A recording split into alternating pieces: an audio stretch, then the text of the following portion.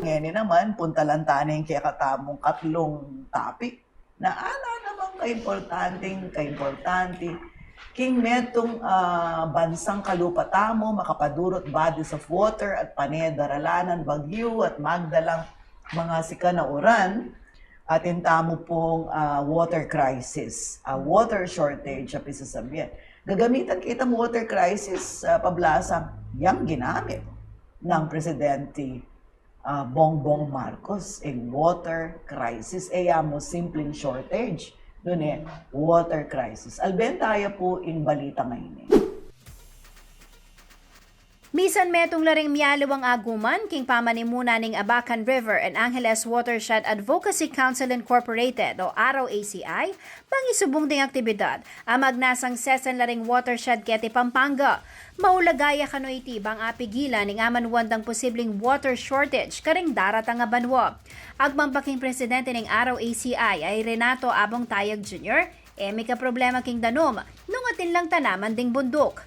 Dapat in water security, bunin sabihan, itang kailanganan may danom at suya, available ya. Ne? At ito naman minuran, dapat baging problema itong sobrang uran. May ka flooding. Ne? So, malyari mo ita nung den kaya katamong kabundukan at ilang tanaman. Manibatin niyang mitik doyeng aguman, minabot no kano king 80,000 na punting karelang atanam. Agawara kano iti paulireng miyaliwang sektor o grupo, amigduang saop bang managkumpe ing susubungdang watershed protection. Agkatanda no manding aliwang grupo't individual, makisan metong king pamanyese king kalikasan.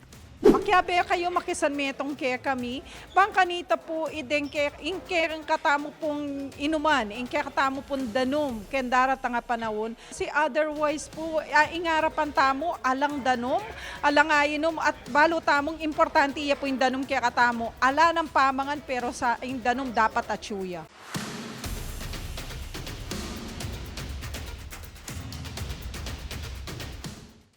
Pero may natakutan ko kaya sinabi ng attorney Dabuang po pang sinabi ng Tatang Abong Tayag. Ining advokasya nga ini talagang aning kawalaga. Pasalamat tamo ating bakanya na kapampangan na magmalasakit wawaldasan din dano. Talagang nano talaga, krisis talaga o atin lang timeline na akakit ketiking Pampanga. Base po kitang pamag-aral ng Japan International Cooperation Agency o JICA, anyang 1998, ang po ining National Water Resources Board inyang 2011. By 2025 po, kano ating mapilang lugar ketiking Pampanga ing makaranas water shortage. Ante mo ing aking Angeles City, ing Mabalacat, ang po ing syudad San Fernando. Jenna, Opo. nanong ikwamong rason. Opo. Ito po kasi yung maging basis na po nitang studies, gawa na po ning actually ang po yung UPLB, University of the Philippines, Los Baños, makantaya mo naman po yung maging study na Walang ba na yung study na yun? Opo. Apapansinan na po kanuretang water tank. tank. Gawa yung study. Opo, itang linwalya po itang study kang UPLB, linwalya po itang balita 2017 naman po, linwalya itang Itang balita. ketang JICA. Kaya po, 1998, tapos yung keng NWRB naman po, 2011. Oo. Ito po. Ngayon po ma'am, oy taapansinan da kan uret ang water table tamo, bababa na lang magka-land subsidence, may salt water intrusion. Pero yung peka-kapansin-pansin ka rin ma'am. Opo, yung peka-kapansin-pansin ka rin ma'am. For example, lawan tayo po yung sitwasyon keti City of San Fernando. Inya kanong 1980s, po ta kanong magkutkut lang pipes na ka rin magsip-sip lang danom napapalwalda po ka rin concessionaire. At yan po kayong 150 to 200 meters ing lalam na. Ngayon ka nung mamumulayin kayong 250 to 300. Buri nang sabihan, itang pikukwan ng danom, lalalam So yapin po, actually, sasabihan ma'am, itang water crisis, bala mo kayo, lalawan tayo in the year 2025. Medyo atin namong sinyales ngeni. in kanun gagamitan tamo pong danum ngeni, balamong intended ne for next generation sana na naita mo pong gagamit kayong kasalukuyan. Pero wari atin dapat regulasyon tungkol kayong pamangamit danom, lalo na rin industries, ang pa rin mga regula, sabihan mo na real estate o subdivision sa gagamit danom. Wari ating ausan ka rin commercial establishments na water intensive na production assessment kasi balo ko yapin itang paralan para ma-regulate o a-regulate nening gobyerno through the local water districts dening masikan gumamit danom. Opo. Makantayapin po yung sasabihan ng City of San Fernando Water District na uling bukod po karetang aman tampong real estate at intamo naman karetang industries agagamit danom rin battling companies. Ngayon keta pong production assessment aman wanda kung makanano ya karakaling ginamit mong danom ating yang mag-commensurate ating yang amount na kailangan mong bayaran. Bakan ta magtipid ka ka magsalwak sabi tamo pin po kay Kapampangan kasi nung dakal ka ginamit, dakal ka bayaran. Nung migtipid ka, di ta ka bayaran. Balaan po makantaya po ing aman wandang kung bakit maulagaya itang production assessment king pamangamit danong daring industriya pong Kumusta naman ka no? Dakal naman ka no deng apapatupad da nema. Atin according po kay Water District ne atin pong mapila na mag-comply na may partner po karela na mamayad mamaya lang production assessment fee ne pero po sega na gana uling medyo kulang yapin po yung ipan bakan ta implementa itang production assessment laging ating piso sabiyang legal po pa rin niya de masyado nga implement. Ano yung kasing karagula problema in regulasyon in enforcement na rin batas. Panay kung sasabihan ka rin kaya katamang discussion kasi ini atin ang pamag-aral merapat nung nuka rin may naing enforcement ka rin medyo masikan in corruption. Ngapin keng ganaganang itang pisasabihan tanan din itang keng abias. Ing panelal to ni apapatupad ning gobyerno maski pa atsuno rin batas nala apapatupad ning gobyerno detang batas kasi impanedang matulid kulang lareng enforcers o mag-enforce at kulang ya kanong ipan ing batas. So, ni paniyata mo dudurot keng makanya na pisasabihan. So, yan, keng kaya kayang pamandurot at pamag-interview na ning adagdag mo kaya katamang pisasabihan, manibatan niyang sona na sinabi na ning presidente din na niyang special focus in water security. Opo ni.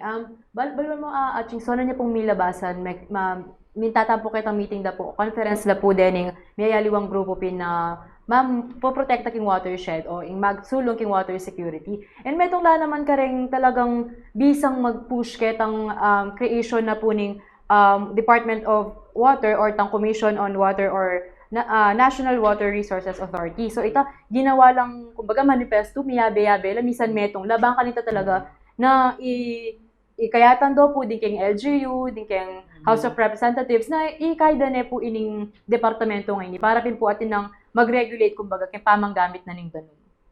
Gano'ng lawari rin ahensyang mag-regulate ngayon Ating itang ahensyang mag-regulate mo naman ka rin local water districts in LUA. Local water utility administration kay ba't itang metong naman NWRB alila pa sapat kanoreta.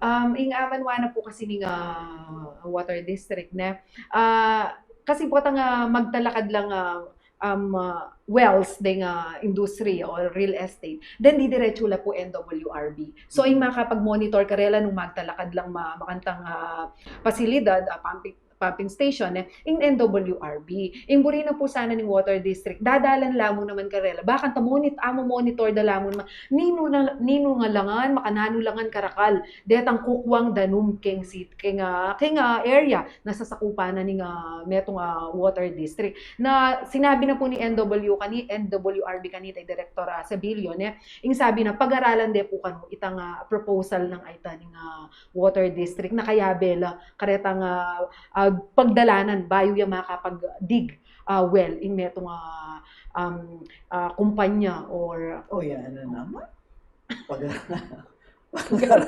pag-aralan na nena. O naman, kailangan na naman talagang pag-aralan. Ano yung impuri ko sabihan? Makananong makapag-regulate, makananong maampat, makananong may ka-strategic solution ining makanining problema. Nung mismong in volume na ning danom, agigisa ng daring ganaganang labor-intensive. Kasi ring household agyudala Agyudala. Pero din kasing major mararagula kumpanya, limbawa mag-operate atin ng sarili.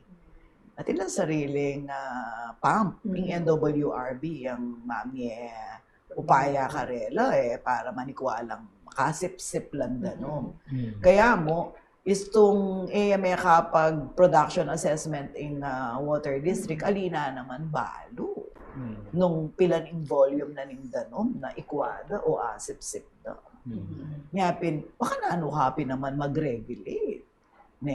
Isto na yaman itang makanya na burida rin local water districts kasi ilang ang ketang grassroots ilang mikibalo O di kasi simangot ka nga lang patugot pa. Sisimangot ko kasi... May nayata yung pressure na nindanon kaya. Sisimangot ko kasi dakal ka paralanan ba kanita makasahot tamo Kenny. Pisa sabihin ni. Kaluban na nitang pwede tayo naman kay dakpantala rin yung uran alam patugot. Correct. Ale, kasi ano maging practice ni kareng community Ot magsilbi naman sana. Kasi nung panos yung pinggan, paano tugyo kay Casillas, pwede yun namang salakan yung danom Nya, hindi ILG tewari medina niyang kaya. Saluran na mo salakan. Saluran. Kasi kamalan, itamo pong akakita mo, mi uran, mi yalbugan tamo, problema tamo. At rening expert at si Tewari sasabihin na, nung itamo mo nung magsilbila ka no puri, taga nang lumol kayong dagat kayong dayat malat Kini pa mo kaya katamo ng water impounding area. At itong yamo naman po kayo susubong na ng DILG kareng local government unit na mika water impounding area la kareng ganang facility na tatalakad da. Eskwela, basketball court. Kasi malayari na kareng aliwang bangsa. Kimbagyo gagawan da yan Ulin talagang Kimbagyo, malambat itang water crisis. Burita mo waring, mirasta mo ketang makanyan. Balo mo yung metong drum na ning danom, kayang Bagyo. Itang pag sinabi mong metong drum, pupulayin ng may dinala na pesos. O anang kamal ing danom. Kay ba't kailangan irasyon da, kareng pibale-bale. Burita mong dasnan ita. So, siguro iting metong akutang. Ala ko kasing abi, bala mo, formula Kasi combination niya ini. Itamong ordinaryong memalen, itamo ka rin pibale-bale. Kalupa niya naman yung waste management ini. Talagang way of life Itang at the level of the household karin niya yung solusyon. Although din talagang pinakamatalik diling magwaldas danom, ilapin din industriya, ilapin detang commercial establishments. But nung i-combine mo in pamisaw da reni at maging masikanya in regulasyon ng gobyerno at talagang mabantela talaga retang manugse keng o mag-squander ketang resources tamo keng danom, mapalyaring maglambat po na dasnan tamo o eta na dasnan itang awsan kawalan danom. may gisantana naman ng oras, ne? Oo, yan, ne? So, pasalamat ko kaya kayong atlo, uling may kadurot kayo at agampanan nyo, yung O'Brien, timong journalist. Dakala salamat po kaya kayong magtutok, king bawal yung chismis, abayan nyo kami karen tutok kita mo kung pamagsuri at pamaglino. Kareng mani mo ng balita aking Labod, Kapampangan at Central Luzon, Pasibayo, ako yung kaya kayong Talasuyo, Sonia P. Soto, at in pusong Makabalan.